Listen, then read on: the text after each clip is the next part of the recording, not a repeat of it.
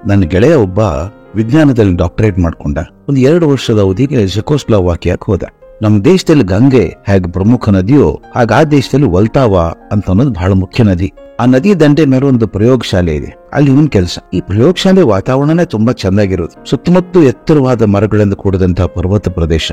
ನದಿ ತುಂಬಾ ಶಾಂತವಾಗಿ ಹರಿಯುತ್ತದೆ. ಅದರ ದಂಡೆ ಮೇಲೆ ಇರುವಂತಹ ಪ್ರಯೋಗಶಾಲೆಯನ್ನ ಕೇಂದ್ರವನ್ನಾಗಿಸಿಕೊಂಡು ಈ ಪುಟ್ಟ ನಗರನೇ ನಿರ್ಮಾಣ ಆಗಿದೆ. ಈ ನನ್ನ ಗೆಳೆಯ ಹೋದ್ನಲ್ಲ, ಅಲ್ಲಿ ಇವನು ಬಹಳ ಸೃಜನಶೀಲ ಮನಸ್ಸು.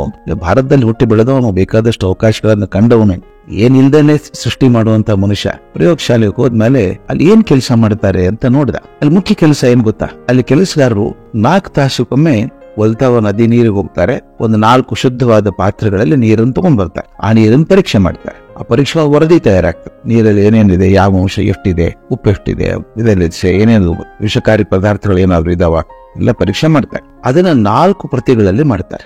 ಒಂದು ಪ್ರತಿ ಪ್ರಯೋಗಶಾಲೆಯಲ್ಲಿ ಉಳ್ಕೊಳ್ಳುತ್ತೆ, ಇನ್ನೊಂದು ಉಪನಿರ್ದೇಶಕರ ಕಚೇರಿಗೆ, ಮತ್ತೊಂದು ಸಹ ನಿರ್ದೇಶಕರ ಕಚೇರಿಗೆ, ಮತ್ತೊಂದು ನಿರ್ದೇಶಕರ ಕಚೇರಿಗೆ, ಹೀಗೆ ಹೋಗ್ತದೆ. ಅಲ್ಲಿ ವಿಜ್ಞಾನಿಗಳು ಒಂದು ಬಾರಿಯೂ ತಪ್ಪಲಾರ್ದಂಗೆ ದಿನಕ್ಕೆ 6 ಬಾರಿ ಈ ರೀತಿ ನೀರು ಪಾಸ್ ಮಾಡ್ತಾರೆ. ಈ ನನ್ನ ಗೆಳೆಯ ನೋಡಿದ, ಸ್ನೇಹಿತರು ಕೇಳಿದ, ಅಲ್ಲಪ್ಪ ಇದ್ಯಾಕೆ ಹಿಂಗ್ 4 ತಾಸುಗೊಮ್ಮೆ ನೀರನ್ನು ಪರೀಕ್ಷೆ ಮಾಡ್ತೀರಿ?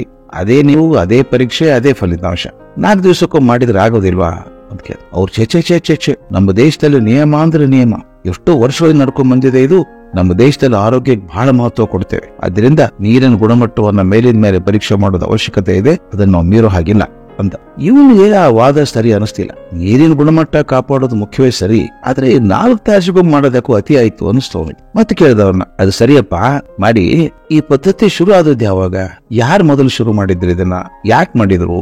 ಆಗ ಇದ್ರಲ್ಲ ಪ್ರಯೋಗಶಾಲೆ ಹಿರಿಯ ವಿಜ್ಞಾನಿಗಳು ಅವರು ಹೇಳಿದ್ರು, ಗೊತ್ತಿಲ್ಲಪ್ಪ, ಪ್ರಯೋಗಶಾಲೆ ಮೊದಲನೇ ವಿಜ್ಞಾನಿ ಇವರು, ದೊಡ್ಡವರು, ದೊಡ್ಡ ವಿಜ್ಞಾನಿ.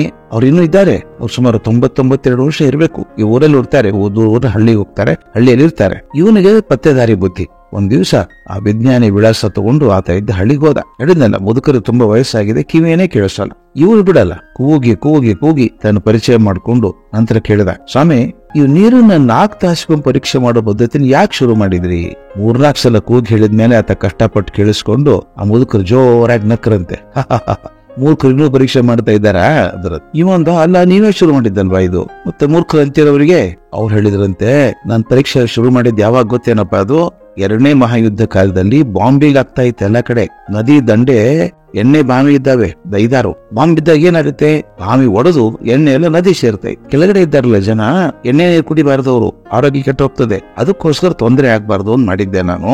ನಾನೇನ್ ಮಾಡಿದೆ, ಒಂದ್ ಟೆಂಟ್ ಹಾಕೊಂಡು ಒಂದ್ 4-5 ಜನ ಶಿಷ್ಯರನ್ನ ಕರ್ಕೊಂಡು ಹೋಗಿ ಮಾಡ್ತಾ ಇದ್ದೆ. ಜನರಿಗೆ ಒಳ್ಳೇದಾಗ್ಲಿ ಏನ್ ಮಾಡ್ತಾ ಇದ್ದೆ. ಮುಂದೇನಾಯ್ತು? ಚೆನ್ನಾಗಿದೆ ಜಾಗ, ನೋಡಿದ್ರು, ಆಹಾ ಎಷ್ಟು ಚೆನ್ನಾಗಿ ಸುಂದರ ಕಾಡಿನಲ್ಲಿ ಒಂದು ನದಿ ಹೋಗ್ತಾ ಇದೆ, ದಂಡೆ ಮೇಲೆ ಒಂದು ಪರ್ಮನೆಂಟ್ ಲ್ಯಾಬೊರೇಟರಿ ಮಾಡಿಬಿಡ್ಬೇಕು ಅಂತ ಸರ್ಕಾರಕ್ಕೆ ವರದಿ ಕೊಟ್ರು. ಮಂಜೂರಾಯ್ತು. ಮಂಜೂರಾದ್ಮೇಲೆ ಲ್ಯಾಬೊರೇಟರಿ ಆಗ್ಬೇಕಲ್ಲ, ಲ್ಯಾಬೊರೇಟರಿ ಕಟ್ಟಿದ್ರು. ವಿಜ್ಞಾನಿಗಳು ಬಂದ್ರು. ಮನೆ ಬೇಡವಾ? ಮನೆ ಕಟ್ಟಿದ್ರು. ಅಂಗಡಿ ಬೇಡವಾ? ಮನೆ ಬಂದ್ಮೇಲೆ ಅಂಗಡಿಗಳದು. ಮತ್ತೆ ಮಕ್ಕಳಿಗೆ ಶಾಲೆಗಳು ಬಂದು. ಒಂದು ಸಲ ಶಾಲೆ, ಅಂಗಡಿ, ಮನೆ ಬಂದ್ಮೇಲೆ ಒಂದು ಪುಟ್ಟ ನಗರನೇ ಅದು ವಲ್ತಾವಾ ಸಿಟಿ ಅಂತ ಕರೀತಾರೆ. ಈಗೂ ಹಾಗೆ ದೊಡ್ಡ ಪಟ್ಟಣ ಆಗಿದೆ. ಅದ್ರ ಮೂಲ ಕೇಂದ್ರ ಬಿಂದು ಯಾವುದು? ಇದೆ ಈ ಲ್ಯಾಬೊರೇಟರಿ. ಅದಕ್ಕೆ ಅದನ್ನ ವಲ್ತಾವಾ ಸಿಟಿ ಅಂತ ಕರೆದ್ರು. ಇವತ್ತಿಗೆ ಕೂಡ ಹಾಗೆ ನೀರಿನ ಪರೀಕ್ಷೆ ಮಾಡ್ತಿದ್ದಾರೆ. ಇನ್ ಗಮನಿಸ್ಬೇಕು ಸ್ನೇಹಿತರೆ, ಯಾವುದೋ ಒಂದು ಕಾಲಕ್ಕೆ ಅವಶ್ಯಕತೆ ಅಂತ ಇದ್ದುದನ್ನ ಪ್ರಾರಂಭ ಮಾಡಿದಂತಹದ್ದು ಒಂದು ಅಭ್ಯಾಸ ಬಲ ಆಗ್ಬಿಡುತ್ತೆ. ಮಾಡ್ಕೊಂಡು ಹೋಗ್ತಾ ಇದ್ದಾರೆ. ಯಾಕೆ ಮಾಡ್ತೀವಿ ಯಾರಿಗೂ ಗೊತ್ತಿಲ್ಲ.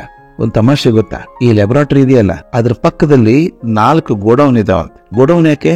ಈ ರಿಪೋರ್ಟ್ ಕೊಡ್ತಾರಲ್ಲ 4 ತಾಸಿಗೊಂದು, ಅದು ಇಟ್ಕೋಬೇಕಲ್ಲ, ಒಂದು ಆಫೀಸ್ ಕಾಪಿ ಇಟ್ಕೋಬೇಕು. ನಾನು ಅನ್ಕೊಂಡೆ, ಈ ಲ್ಯಾಬೊರೇಟರಿಯಲ್ಲಿ 4 ಗೋಡೌನ್ ಇದ್ರೆ ಇನ್ನು deputy director office, joint director office, director office ಅಲ್ಲಿ 4 ಗೋಡೌನ್ ಇರ್ಬೇಕಲ್ಲ. ರಾಶಿ ಇಟ್ಕೊಂಡು ಕೂತಿದೀವಿ ನಾವು. ಆದ್ರೆ ಹುಡುಕಿದ್ರೆ ಅಂತಾರವರು, ಪರೀಕ್ಷೆಯಲ್ಲಿ ಏನೂ ವ್ಯತ್ಯಾಸ ಇಲ್ಲ, ಬಾಂಬಿಂಗ್ ಇಲ್ಲ, ಈಗ ಎಣ್ಣೆ ಬರೋ ಹಾಗಿಲ್ಲ. ಆದ್ರೆ ಆ ಚಟ ಹೋಗ್ಲಿಲ್ಲ. ಇದು ಬಹಳ ಮುಖ್ಯ ಸ್ನೇಹಿತರೆ. ಒಂದು ಬಾರಿ ಯಾವುದೇ ಕೆಲಸದ ಮೂಲ ತತ್ವ ಅರ್ಥ ಆಗದೆ ಅಭ್ಯಾಸ ಬಲದಿಂದ ಮಾಡ್ತಾ ಹೋದ್ರೆ ಆಗೋದು ಹೀಗೆ. ನಮ್ಮ ಜೀವನದ ಪ್ರತಿಯೊಂದು ಘಟನೆ ಸ್ವಲ್ಪ ಆಳವಾಗಿ ಗಮನಿಸಿ. ಎಲ್ಲವನ್ನೂ ಅಭ್ಯಾಸದಿಂದಾನೇ ಮಾಡ್ತಾ ಬಂದಿದ್ದೀವಿ. ಪ್ರಯೋಗ ಮಾಡಿ ನೋಡಿ. ಮುಂದೆ ಎರಡು ಕೈ ಕಟ್ಕೊಳ್ಳಿ. ಹೀಗೆ ಕೈ ಕಟ್ಕೊಂಡ್ರೆ ಏನಾಗುತ್ತೆ ನೋಡಿ. ಎಡಗೈ ಮೇಲಿದೆಯೋ ಬಲಗೈ ಮೇಲಿದೆಯೋ ನೋಡಿ, ಯಾವುದೋ ಒಂದಿರುತ್ತೆ. ಅದನ್ನ ತೆಗೆದು ಇನ್ನೊಂದು ಕೈಯನ್ನು ಮೇಲಾಗಿ ಇಟ್ಕೊಂಡು ನೋಡಿ. ನೀವು ಕಟ್ಕೊಂಡಿದ್ರಲ್ಲ, ಅದ್ರ ವಿರುದ್ಧವಾಗಿ ಇನ್ನೊಂದು ಕೈಯನ್ನು ಮೇಲೆ ಇಟ್ಕೊಳ್ಳಿ. ಎಡಗೈ ಮೇಲೆ ಇದ್ರೆ ಬಲಗೈ ಮೇಲೆ ಇಟ್ಕೊಳ್ಳಿ. ಈಗ ಕೊಡಕ್ಕಾಗತ್ತಾ? ಒಂದ್ ಕ್ಷಣದ ಕೈ ಬಿಡಿಸ್ಬೇಕು ಅನ್ಸುತ್ತೆ, ಮತ್ತೆ ಮೊದಲು ಅದಕ್ಕೆ ಹೋಗ್ಬೇಕು. ಕೆಲವರು ಕೂತ್ಕೊಂಡಾಗ ಕಾಲ್ ಮೇಲೆ ಕಾಲು ಹಾಕೊಂಡು ಕೂತ್ಕೋತಾರೆ. ಕೆಲವು ಎಡಗಾಲನ್ನು ಬಲಗಾಲ ಮೇಲೆ ಹಾಕ್ತಾರೆ, ಕೆಲವು ಬಲಗಾಲ ಎಡಗಾಲ ಮೇಲೆ ಹಾಕ್ತಾರೆ. ಅಭ್ಯಾಸ ಸ್ವಲ್ಪ ಬದಲಾಯಿಸಿ ನೋಡಿ, ಕಂಫರ್ಟೇಬಲ್ ಆಗೋದೇ ಇಲ್ಲ. ಅಂದ್ರೆ ಎಷ್ಟೋ ಕೆಲಸಗಳನ್ನ ನಾವು ಅಭ್ಯಾಸ ಬಲದಿಂದಾನೇ ಮಾಡ್ತಾ ಬಂದಿದ್ವಿ. ಒಂದು ಸ್ನೇಹಿತರೆ, ಯಾವಾಗ ಅಭ್ಯಾಸ ಬಲದಿಂದ ಬಿಡುಗಡೆ ಆಗ್ತದೋ ಅಂದೇ ನಮ್ಮ ಸೃಜನಶೀಲತೆ ಸಿಗಿರ್ತದೆ. ಯಾವುದನ್ನ ಮೆಕ್ಯಾನಿಕಲ್ ಅಂತ ಕರಿತೀವಿ ನೋಡಿ, ಅಭ್ಯಾಸ ಬಲದಿಂದ ಮಾಡ್ತಾ ಬರ್ತೀವೋ ಅಲ್ಲಿ ಸೃಜನಶೀಲತೆ ಕಮ್ಮಿ ಆಗ್ತಾ ಹೋಗುತ್ತೆ. ಅದರಿಂದ ನಾವು ಯಾವುದೇ ಕೆಲಸ ಮಾಡುವಾಗ ಇದನ್ನ ನಿಜವಾಗ್ಲೂ ವಿಚಾರ ಮಾಡಿ ಮಾಡ್ತೇನಾ ಅಥವಾ ಅಭ್ಯಾಸದಿಂದ ಮಾಡ್ತಾ ಇದ್ದೇನಾ ಅಂತ ನೋಡಿ ಮಾಡೋದು ವಾಸಿ.